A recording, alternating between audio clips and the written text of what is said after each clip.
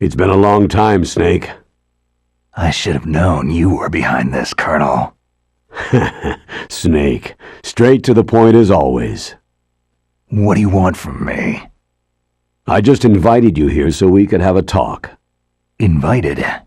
That's what you call sending armed soldiers after me? Sorry if they were a little rough with you, but we've got a serious situation here. Only you can get us out of it. I'm retired from Foxhound. You're not my commander anymore, and I don't have to take orders from you or anyone else. You will take these orders. I know it. Excuse me. Who's this? Dr. Naomi Hunter, the unit's chief medic, an expert in gene therapy. Are you military? No, civilian. I've been sent here from ATGC. Pleasure to meet you, Snake. Don't worry, this injection won't hurt a bit. What's the shot for? What's wrong? You don't like shots? Snake, listen up. About 5 hours ago, an island in Alaska's Fox Archipelago called Shadow Moses Island was occupied by Special Ops soldiers. What soldiers? Next Generation Special Forces, led by members of Unit Foxhound. They've presented Washington with a single demand, and they say that if it isn't met, they'll launch a nuclear weapon. A nuclear weapon? I'm afraid so. You see, the island is the site of a secret nuclear weapons disposal facility. Foxhound hijacking a nuclear weapon? Now you understand how serious the situation is. You have two objectives. First, infiltrate the nuclear weapons disposal facility and rescue the two hostages. They are DARPA Chief Donald Anderson and Kenneth Baker, President of Armstech. Those are some heavy-duty hostages. Secondly, you're to investigate whether or not the terrorists have the ability to launch a nuclear strike and stop them if they do. Any questions, Snake? Questions? I haven't even said whether I'd accept this mission. Well, you can make up your mind after you hear more about the situation.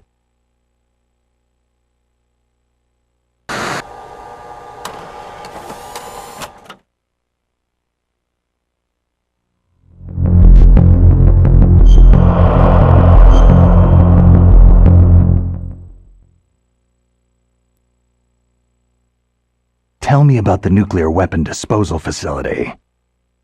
The disposal facility includes a hardened underground base. Even with our most advanced intelligence gathering equipment, we can't tell what's happening inside. So, someone needs to penetrate, gather intelligence, and report back. Sounds like a spy movie. What's the insertion method? Well, an air insertion is impossible. Not with this storm going on. We'll approach the disposal facility by sub. Approach? Yes, within a few miles of it. The facility is equipped with sonar detection capabilities. They'd be able to hear our engine or propeller noise. And then? We'll launch a one-man SDV. Launch? Same as a torpedo, only this has no propulsion device of its own. After the SDV gets as close as it can, dispose of it. From there on, you'll have to swim. You want me to swim in sub-zero Alaskan water? Don't worry.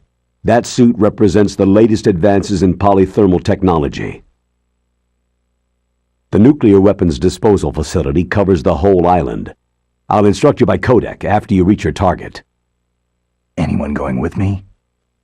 As always, this is a one-man sneaking mission. Weapons and equipment OSP. Yes. This is a top-secret black op. Don't expect any official support.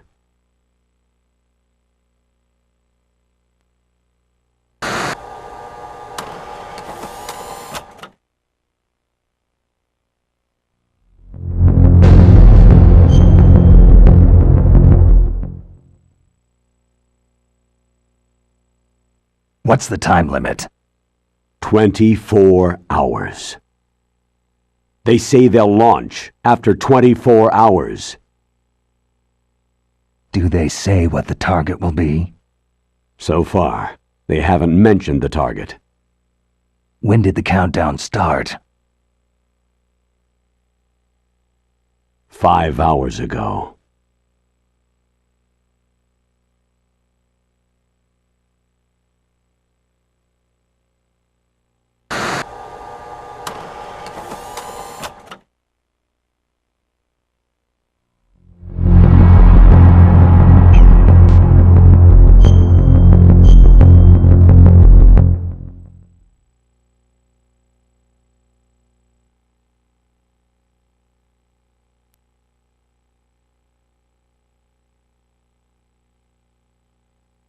Colonel, who are you speaking for? Naturally, I'm representing the U.S. government. So who's in supervisory control of this operation? The President of the United States. So there's a lot of crap hitting fans in the White House basement. No, at this point they're still video conferencing with each other. If that's a real nuclear warhead, shouldn't they issue a COG? Not yet. The Secretary of Defense has operational control and is fully aware of the situation. After you infiltrate, if you determine they possess nuclear launch capabilities, a COG will be issued. Well, if they haven't relocated to the nuclear shelter under Mount Washington, I suppose there isn't that much reason to worry. Yet. Is the National Security Agency in on this? Yes, and so is the DIA, the Defense Intelligence Agency. The DIA? I'm starting to get a bad feeling about this. They'll be sending us some support. We don't need desk jockeys. We need a nuclear weapons specialist. Of course. A nuclear weapons specialist has already been assigned to us.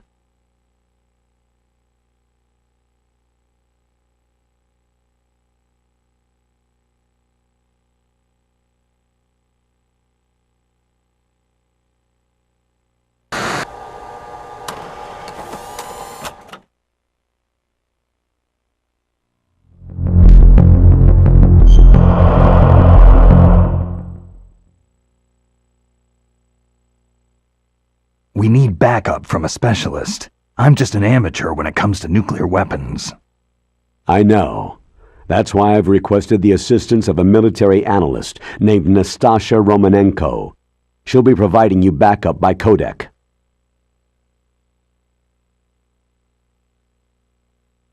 A female analyst? She's built up an impressive record as an advisor for the Nuclear Emergency Search Team. Contact her if you have any questions. She's also an expert on high-tech weapons. Where's she working from? Her home in Los Angeles. California? California's a lot different than this place.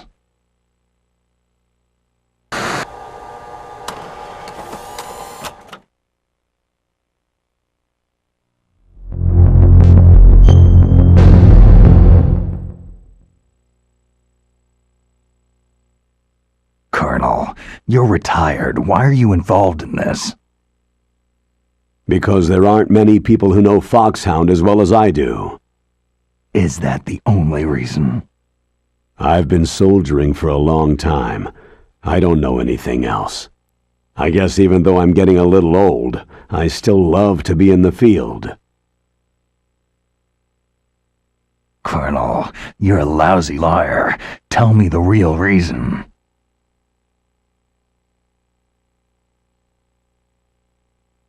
Okay, Snake. Sorry.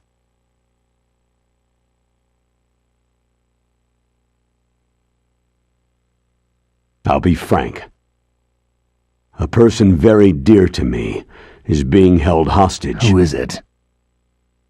My niece, Meryl.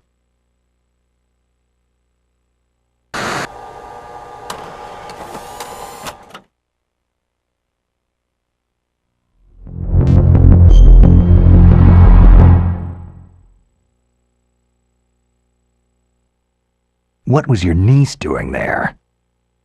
Several soldiers were reported missing the day of the revolt, and my niece was one of those called in as an emergency replacement.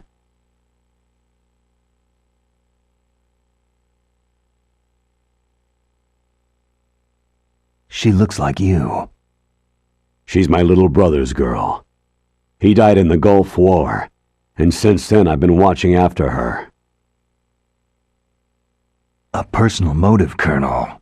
That's not very soldierly. I'm retired. I'm just an old man now. And I'm your friend. Since when are we friends? I've thought of us as friends since the fall of Zanzibar land. Haven't you had enough of a moody bastard like me? No. That's the part of you I trust. Please, Snake. Save my niece, Meryl.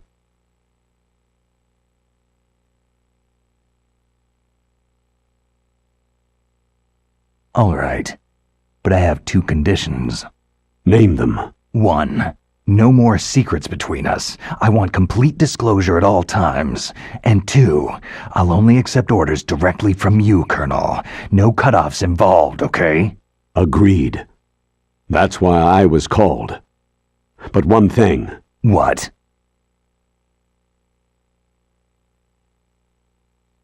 I'm not a colonel anymore. Just a retired old warhorse. I understand, Colonel.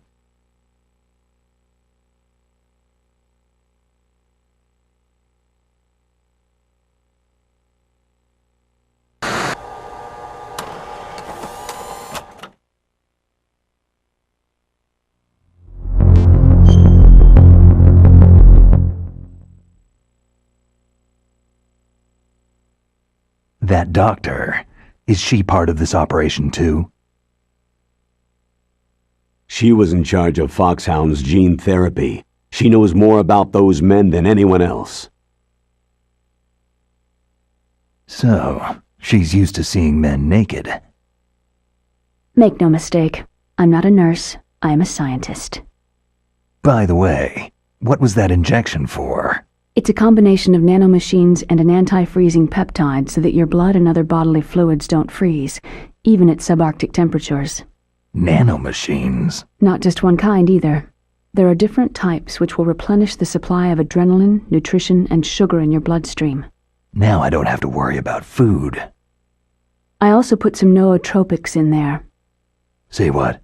Nootropics, a class of drugs which will help improve your mental functioning. It'll make me smarter, huh? Anything else? Yes. It's a type of stimulant. It'll keep you alert and responsive for 12 straight hours.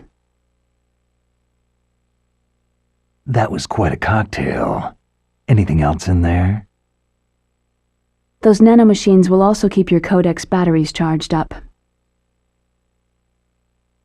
I guess I can call you when I'm ready to go on a diet.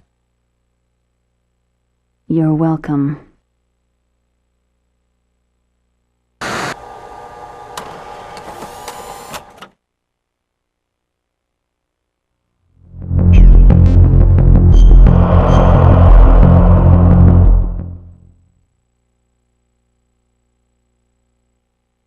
The chief of DARPA and the president of an arms manufacturing company. What business did they have at a nuclear weapons disposal facility? The truth is that secret exercises were being conducted at the time the terrorist group attacked. Must be extremely important exercises if those two were directly involved. Were they testing some kind of new advanced weapon? I'm not privy to that information. Do we know exactly where they're being held? The DARPA chief has also been injected with a mini-transmitter. As you get closer, you should be able to pick up his location on your radar.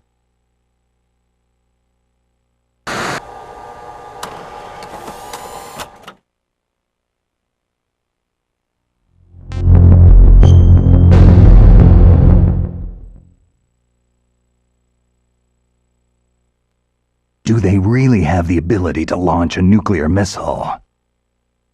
They say they do. They even gave us the serial number of the warhead they plan to use. Was the number confirmed? I'm afraid so. At the very least, they've got their hands on a real nuclear warhead.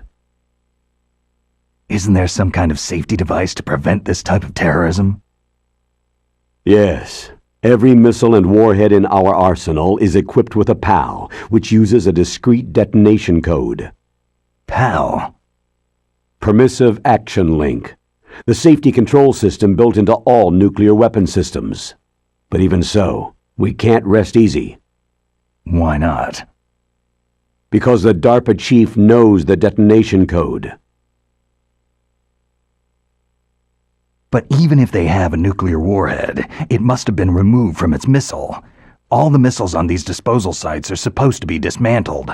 It's not that easy to get your hands on an ICBM. That used to be true. But since the end of the Cold War, you can get anything if you can pay the money.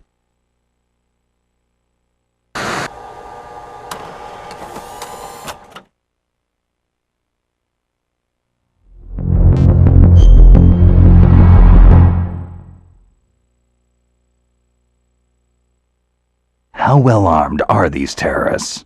I know there was an exercise going on at the time they revolted. They're heavily armed, I'm afraid. What about their battle experience? The 6 in charge are plenty tough. After all, they're foxhound people. Hey, you're gonna make me blush. The others are next-generation special forces. They're not your average grunts either.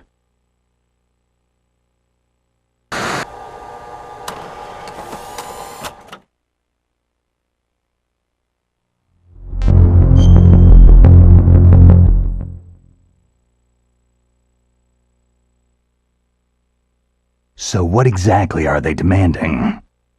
A person's remains. Remains? That's right. To be more accurate, cell specimens which contain the individual's genetic information. Cell specimens? Why would they want that? The terrorists need them. You see, these next-generation special forces have been strengthened through gene therapy. Genes? Strengthened? You've heard of the Human Genome Project. They've been mapping the human genome and they're nearly finished. Following up on this research, the military has been working towards identifying those genes which are responsible for making effective soldiers. There are genes that do that? Yes, and using gene therapy, they're able to transplant those genes into regular soldiers. Gene therapy? I'll explain this part. With gene therapy, it becomes easy to remove genes that cause sickness and disease, or, alternatively, to splice in additional genetic material. In other words, we can overcome all sorts of genetic diseases and at the same time add genetic characteristics as desired. Okay, and so if you knew what genes were responsible for making the perfect soldier, you could implant them in the same way, right? Yes, we could.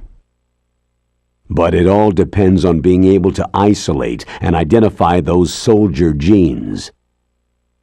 And in order to do that, it's helpful if you can study the genetic information of one of the greatest soldiers ever.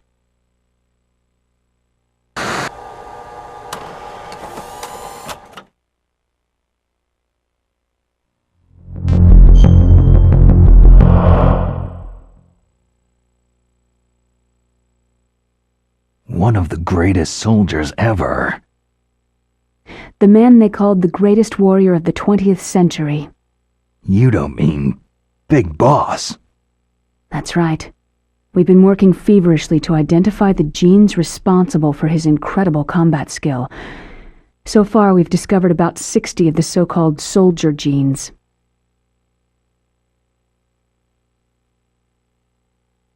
So his body was recovered after all.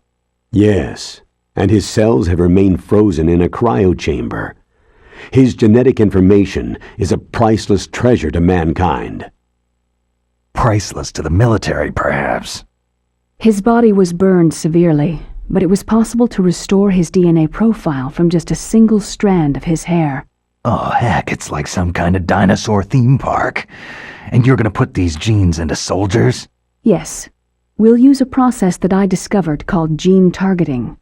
The strongest soldiers don't become what they are by acquiring their skills through training or experience. We now know that hereditary factors are far more crucial for creating superior soldiers. Snake, we can't hand over his body. It's more strategically important than any weapon of mass destruction. I hear the terrorists are calling themselves the Sons of Big Boss.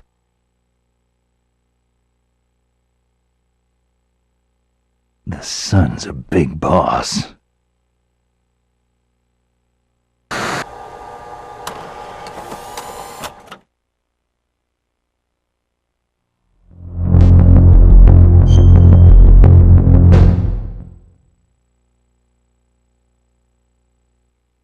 Tell me about these next-generation special forces.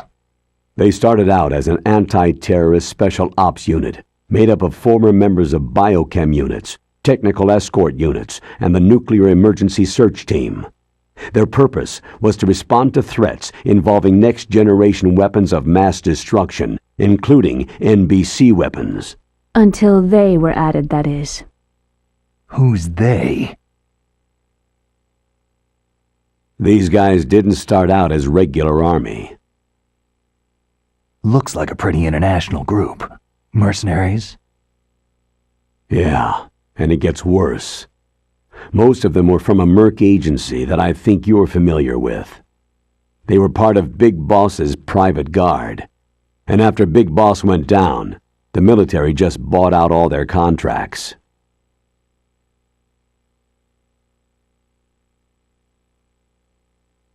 Outer heaven. After that, they were merged with our own VR unit Force 21 and retrained. If you ask me, these so-called next-generation special forces should be called simulated soldiers. They have no real battle experience. Soldiers of the video game generation, huh? Don't forget they've all been strengthened with gene therapy. They carry genes which make them excellent soldiers. Don't get careless just because they don't have much experience. I thought international law banned the military use of genetic therapy. Yes, but those are just declarations, not actual treaties. The interesting thing is that nearly every member of the unit conspired in this attack.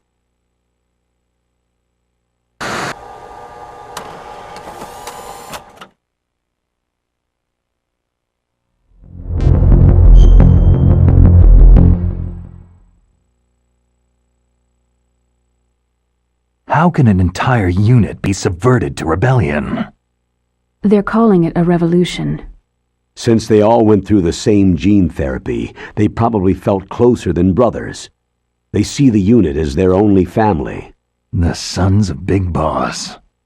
But if they were regular army, they must have been interviewed periodically by army counselors. According to their files, they all got straight A's on their psychological tests. They all seemed like fine, upstanding, patriotic soldiers. But they all took part in the uprising? No. Several people didn't show up on the day of the exercise. That's why there was a resupply of troops. Was there any sign recently that something might be wrong? There was a report a month ago that they were acting strangely. Apparently they consulted classified information about the soldier genes and performed their own gene therapy experiments. They can do that, even without you? Well, our gene therapy process is almost completely automated, and besides that, they're all geniuses with IQs over 180. Even the existence of this genome army is a national secret of the highest order. We had been hoping to investigate this thing quietly and deal with it behind closed doors.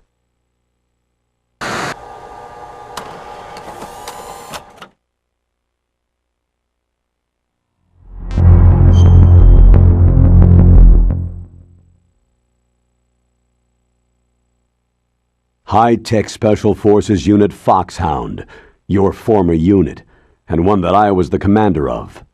An elite group combining firepower and expertise. They're every bit as good as when I was commanding them.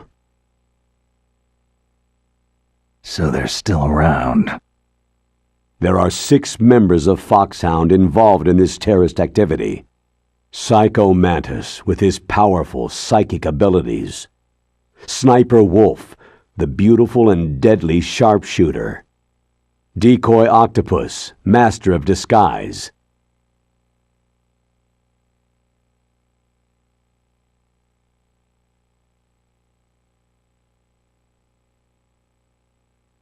Vulcan Raven, giant and shaman. And Revolver Ocelot, specialist in interrogation and a formidable gunfighter. Sounds like a bunch of cartoon characters. And finally, in charge of them, Foxhound Squad Leader, Liquid Snake. Liquid Snake? Yes, and you're the only person who can stand against him.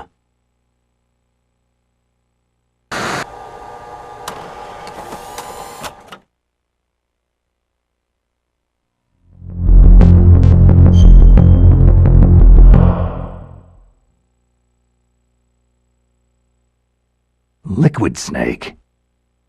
Liquid Snake, the man who shares your code name, the solid versus the liquid. Tell me what you know. He fought in the Gulf War as a teenager, the youngest person in the SAS. His job was to track down and destroy mobile Scud missile launching platforms. You were there too, I believe. Didn't you infiltrate western Iraq with a platoon of Green Berets? I was just a kid myself back then. The details are classified, but it seems that originally he penetrated the Middle East as a sleeper for the SIS. He was a spy for the British Secret Intelligence Service? But he never once showed his face in Century House. He was taken prisoner in Iraq, and after that there was no trace of him for several years. After you retired, he was rescued and became a member of Foxhound. I thought that by the time I left, they were no longer using code names. I don't know his real name. That information is so highly classified that even I can't look at it. Here's a photo of him.